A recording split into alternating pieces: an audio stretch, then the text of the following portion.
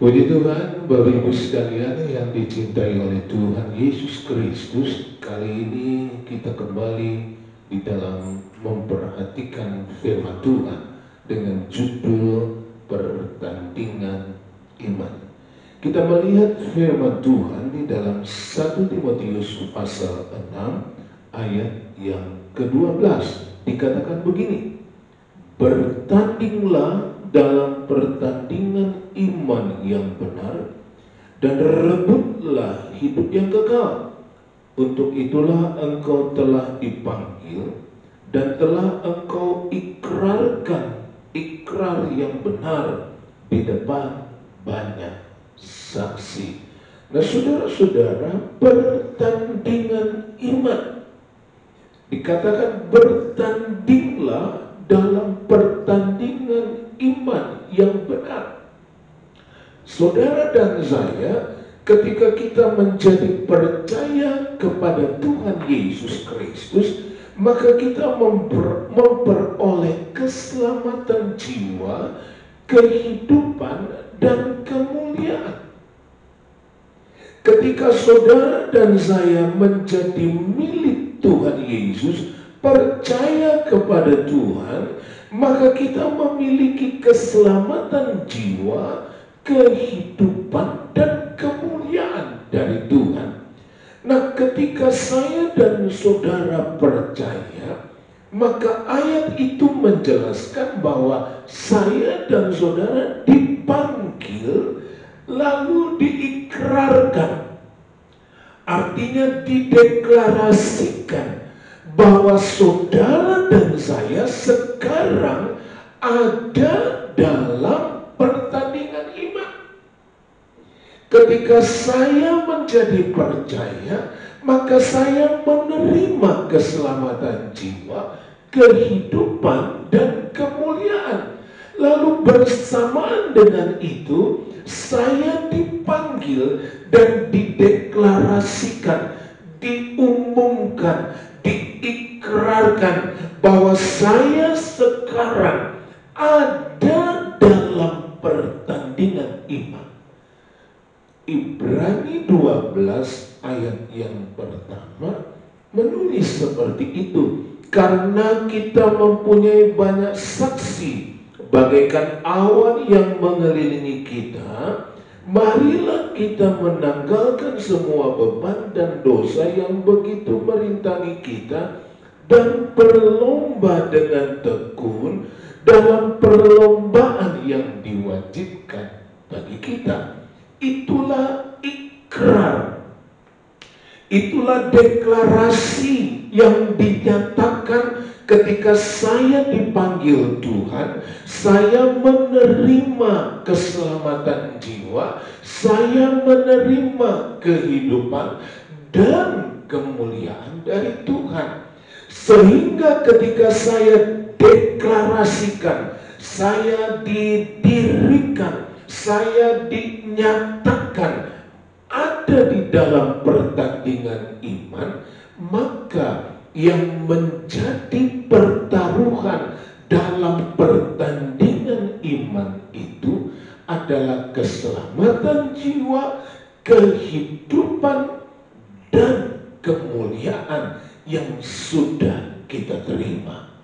Kita sekarang ada di dalam arena pertandingan iman. Yang menjadi pertaruhan adalah keselamatan jiwa, kehidupan, dan kemuliaan yang sudah diberikan ketika saudara dan saya dipanggil menjadi percaya.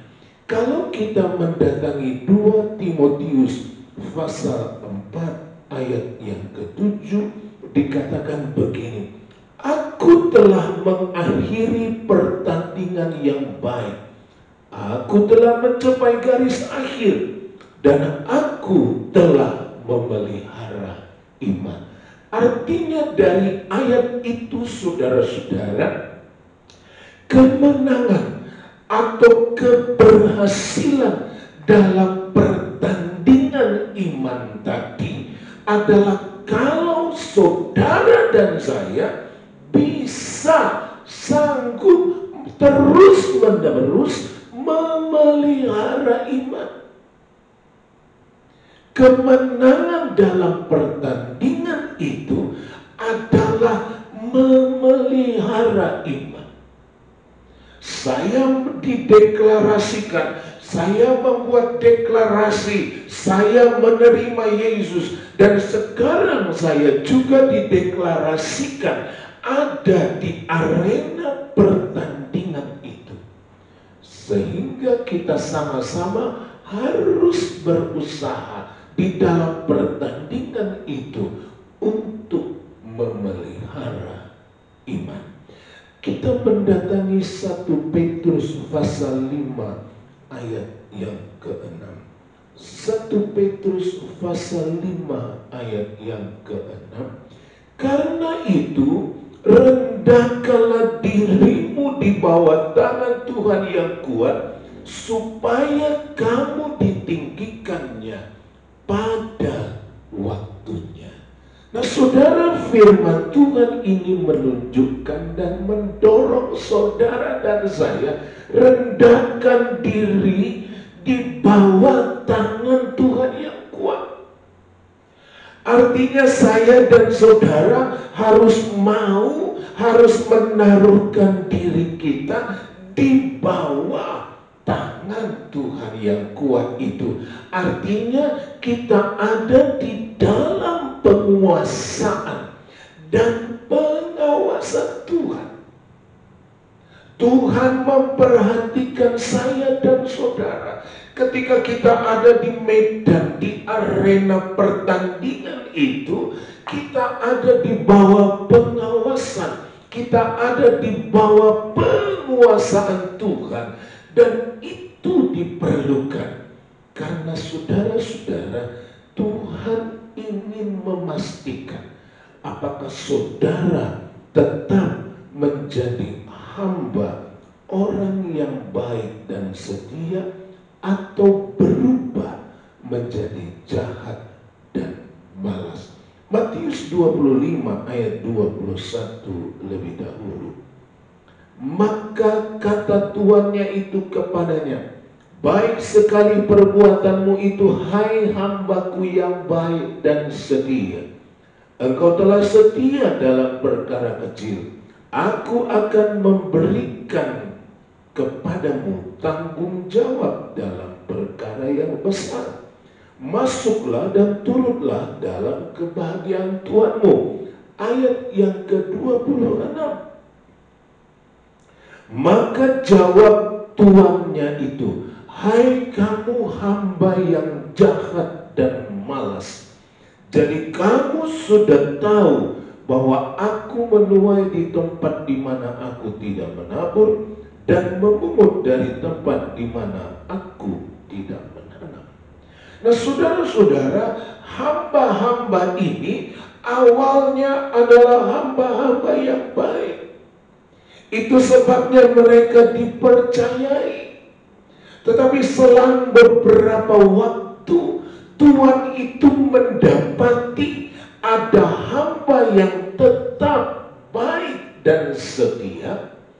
Ada juga hamba yang kemudian menjadi jahat dan malas.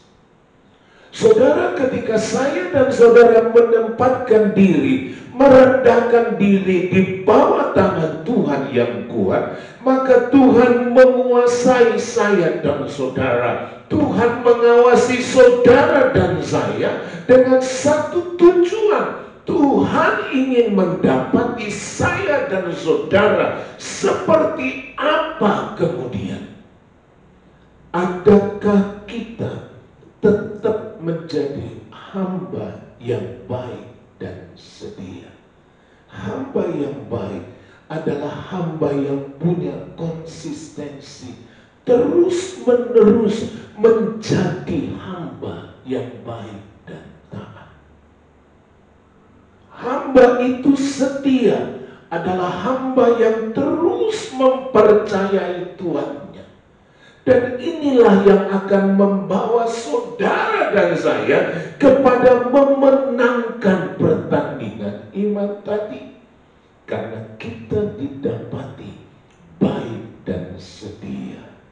Tetapi Tuhan juga memperhatikan, mengawasi, adakah di antaranya yang berubah menjadi jahat dan malas. Jahat artinya yang utama adalah hidup dalam kehidupan yang memberontak, penuh dengan kecemburuan dan iri hati, serta malas. Hamba ini berubah. Hamba ini tidak lagi menjadi hamba yang terus percaya kepada Tuhannya, setia. Hamba ini berubah, tidak lagi menjadi hamba yang baik, hamba yang mau taat, hamba yang penuh dengan konsistensi. Tapi dia berubah menjadi hamba yang jahat dan malas.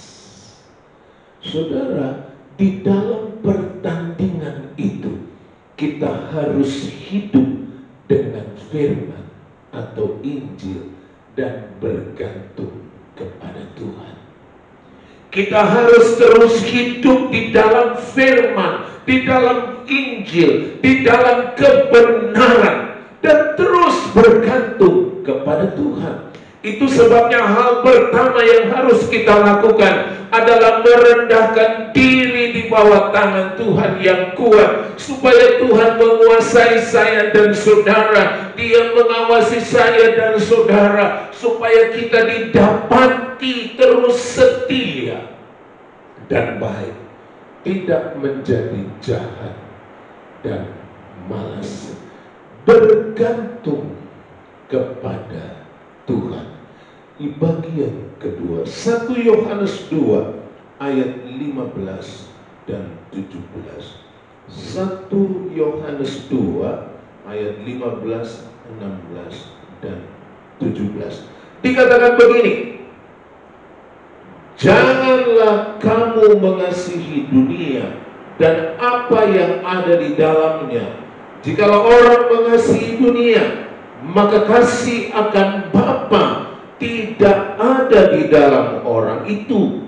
Sebab semua yang ada di dalam dunia, yaitu keinginan daging, keinginan mata, serta keangkuhan hidup, bukanlah berasal dari Bapa, melainkan dari dunia. Dan dunia ini sedang lenyap dengan keinginannya, tetapi orang yang melakukan kehendak Allah tetap hidup selama-lamanya. 1 Yohanes 2 ayat 15 sampai 17 ini menulis, ada hal-hal yang dari dunia, yaitu keinginan mata, keinginan daging, dan keangkuhan hidup. Dan dikatakan kalau orang mengikuti keinginan-keinginan atau yang ada dari dunia ini, maka dia terpisah dari Bapa. Saudara dan saya tidak bisa memenangkan pertandingan iman. Saudara dan saya tidak bisa memenangkan pertandingan itu kalau saudara mengasihi dunia ini, kalau saudara tidak bergantung kepada Tuhan, kalau saudara lebih mencintai dunia, kalau hidupmu disandarkan kepada dunia, kalau hidupmu hanya untuk kemegahan diri sendiri, maka itu sama dengan engkau tidak bergantung kepada Tuhan. Kita perlu menanggalkan kemunafikan. Kelihatannya orangnya rohani, kelihatannya orangnya benar, tapi ternyata di dalamnya dia mencari keuntungan diri sendiri. Dia mencari memuaskan keinginan daging, keinginan matanya. Dia ingin menunjukkan kehebatan dirinya, dia hidup untuk keangkuhan dirinya. Orang seperti ini, dia terpisah dari Bapa. Artinya dia tidak bergantung kepada Tuhan. Dan orang yang tidak bergantung kepada Tuhan, dia tidak akan bisa memenangkan pertandingan imannya, di mana dia sudah dideklarasikan ini adalah peserta pertandingan, tetapi dia tidak akan bisa memenangkan pertandingan itu kalau dia tidak bergantung kepada Tuhan. Dia menyukai dunia, dia bertujuan memuaskan keinginan daging, keinginan mata, dan ingin menunjukkan kemegahan dirinya, maka orang itu menjadi terpisah dari Tuhan. 2 Korintus 10 ayat yang keempat. 2 Korintus 10 ayat yang keempat dikatakan begini: karena senjata kami dalam perjuangan bukanlah senjata duniawi, melainkan senjata yang diperlengkapi dengan kuasa Allah yang sanggup untuk meruntuhkan benteng-benteng. Inilah orang yang mengandalkan, yang menaruh, yang bergantung kepada Tuhan. Dia memakai senjata yang diperlengkapi, senjata dari kuasa Allah. Artinya perjuangannya dalam pertandingan iman tidaklah mengandalkan kedagingan, tidaklah mengandalkan dunia, tapi dia bergantung kepada Tuhan yang memberikan dia kuasa. Orang-orang seperti inilah yang akan memenangkan pertandingan imannya. Orang yang bertanding dalam pertandingan iman, dia harus hidup dengan firman Tuhan. Dia harus hidup dengan firman Tuhan. Dan dia harus bergantung kepada Tuhan.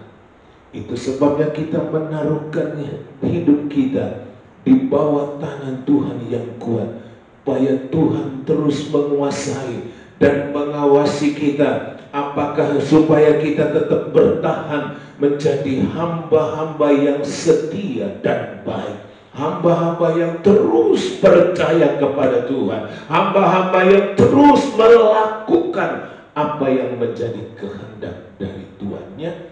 Dan yang kedua, kita menjadi orang-orang yang mengandalkan Tuhan dalam perjalanan hidup kita.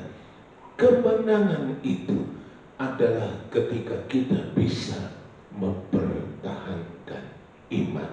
Timotius tadi berkata, kita bertanding untuk merebut hidup kekal.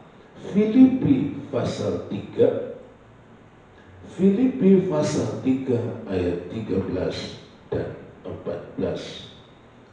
Saudara-saudara, aku sendiri tidak menganggap bahwa aku telah menangkapnya, tetapi ini yang kulakukan, aku melupakan apa yang telah di belakangku dan mengarahkan diri kepada apa yang di hadapanku, dan berlari-lari kepada tujuan untuk memperoleh hadiah, yaitu panggilan sorgawi dari Allah dalam Kristus Yesus.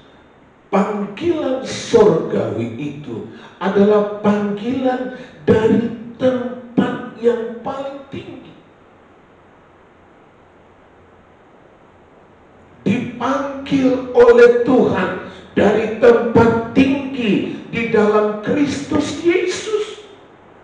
Dan itulah yang dikejar oleh Paulus.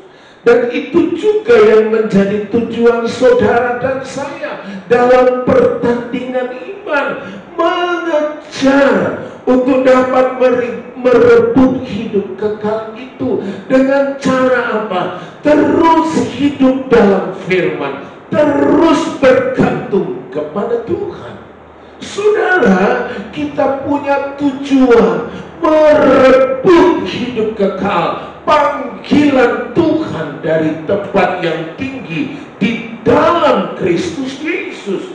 Saudara, ini yang harus jadi tujuan dalam perjuangan kita, dalam pertandingan iman yang kita kerjakan. Itu Paulus berkata, saya lupakan semuanya supaya saya bisa merebut itu. Perjuangan saudara adalah untuk hidup yang kekal. Matius 25 ayat yang ke-10 menulis begini. Matius 25 ayat yang ke-10 dikatakan begini. Akan tetapi waktu mereka pergi untuk membelinya, datanglah mempelai itu dan mereka yang telah siap sedia masuk bersama-sama dengan dia ke ruang perjamuan kawin. Lalu pintu ditutup. Saudara, orang yang bisa memenangkan atau merebut hidup kekal adalah orang yang siap sedia. Dari 10 anak darah itu, ada 5 yang bijaksana. Mereka lah yang siap sedia untuk masuk dalam pesta perjamuan itu. Itulah gambaran dari setiap orang yang siap untuk ada di dalam hidup yang kekal. Artinya kalau kita belajar dari Matius 25 ini, orang yang siap sedia adalah orang-orang yang bijaksana. Bijaksana dalam pengertian dia mengerti situasi, dia menyesuaikan gerak hidupnya dengan situasi yang ada, dan dia mencoba menjaga segala kemungkinan buruk di hari ke depan, sehingga dia membawa pelita yang menyala dan minyak di dalam buli-buli. Kenapa? Karena dia mengerti, dia mengetahui situasi. Saudara sadar bahwa saudara sedang dalam pertandingan iman. Itu sebabnya sesuaikan dirimu dengan pertandingan iman. Engkau tidak bisa bertanding semaumu, engkau tidak bisa menjalani hidup semaumu, karena pertandingan itu berhasil engkau menangkan kalau engkau memelihara iman. Untuk mendapatkan hidup kekal, saudara perlu menjadi orang-orang bijaksana, mengerti bahwa kita sedang dalam pertandingan iman, bahwa kita harus memenangkannya dengan memelihara iman. Dan itu sebabnya kita menyesuaikan dengan itu semua dengan cara hidup di dalam firman dan bergantung kepada Tuhan. Saudara, berjuanglah, selamatkan jiwa yang sudah Tuhan berikan kepadamu, selamatkan kehidupan dan kemuliaan yang sudah diberikan Tuhan kepadamu, karena engkau sudah menjadi milik Kristus. Perjuangkan keselamatan jiwamu, perjuangkan hidup kekalmu, perjuangkan kemuliaan Tuhan yang ditaruhkan atasmu, supaya jangan sampai apa yang sudah Tuhan kerjakan bagimu itu menjadi sia-sia, ambiar, hilang semuanya. Tapi engkau harus berjuang. Ketika engkau menjadi bijaksana, engkau tahu situasi, engkau mempersiapkan diri dengan baik, dan engkau akan jadi pemenang dari pertandingan iman itu. Kita datang kepada Tuhan, kita nyanyi itu nyanyian waktu Tuhan.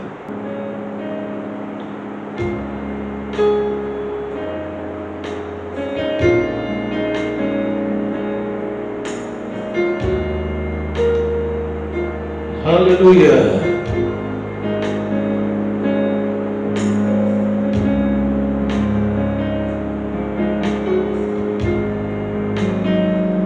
Waktu Tuhan pasti yang terbaik, walau kadang tak mudah dimengerti. Lewati cobaan, ku tetap percaya waktu Tuhan pasti yang terbaik.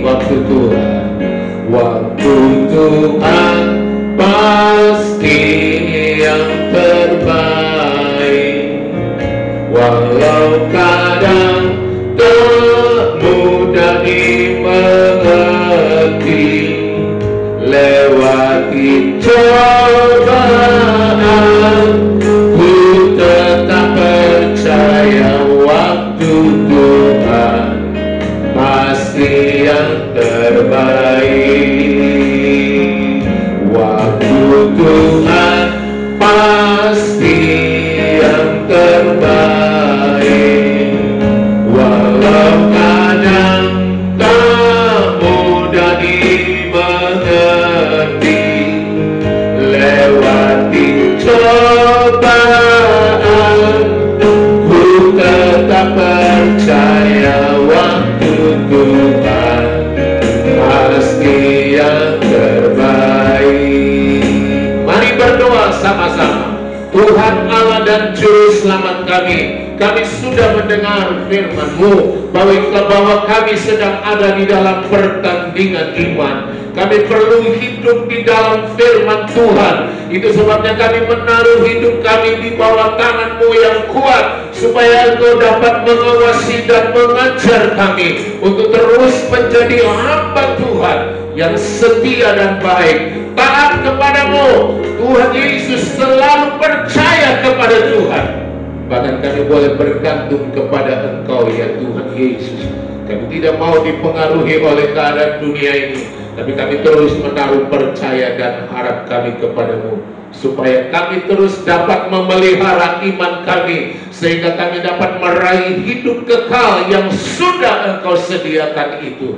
Terima kasih Tuhan, terima kasih. Ada banyak tantangan dalam perjuangan kami memenangkan pertandingan ini. Tapi saat ini hamba berdoa di dalam nama Tuhan Yesus Kristus, biarlah kekuatan dan kuasa dari Allah turun atas setiap anak-anak Tuhan, turun terhadap setiap kami yang menaruh harap kepada-Mu, dan kami boleh melihat kekuatan Allah, kesanggupan dari Tuhan. Kami boleh mempertahankan iman kami di tengah-tengah situasi yang ada ini.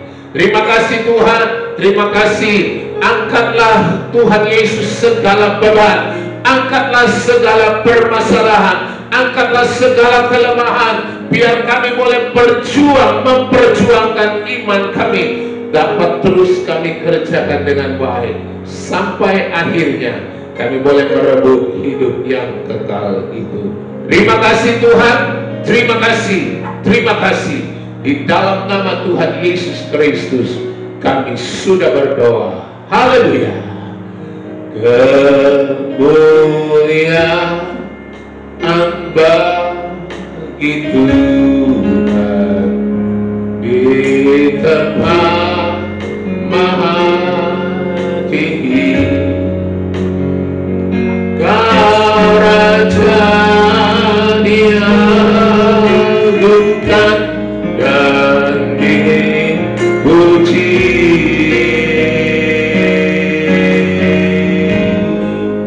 Datanglah kerajaan, jadilah kehendak-Mu.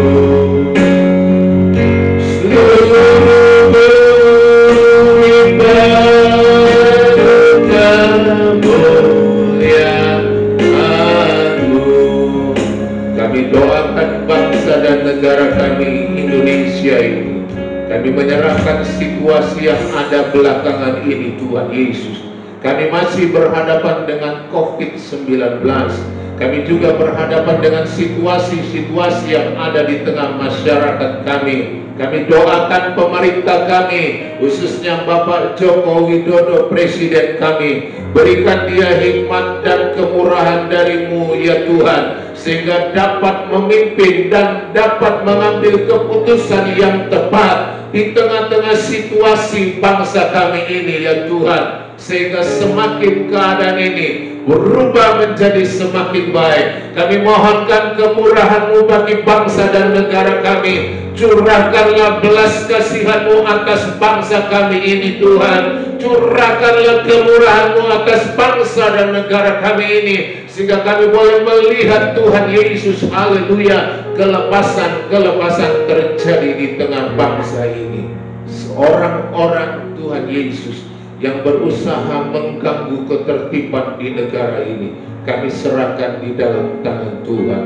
Penguasaan Tuhan ada atas bangsa kami sekarang ini sampai selama-lamanya. Diberkati anak-anak-Mu, diberkati gereja-Mu, diberkati bangsa kami ini. Terima kasih Tuhan, segala puji bagi Allah di dalam surga. Dan sekarang kekasih-kasih Tuhan, terimalah berkat dan anugerah dari Allah Bapa di sorga, cinta kasih dari Tuhan Yesus, serta persekutuan dari Allah Roh Kudus adalah atas kita semua hari ini sampai Maranatha. Dalam nama Tuhan Yesus Kristus kami sudah berdoa dengan percaya. Haleluya, haleluya. Amin.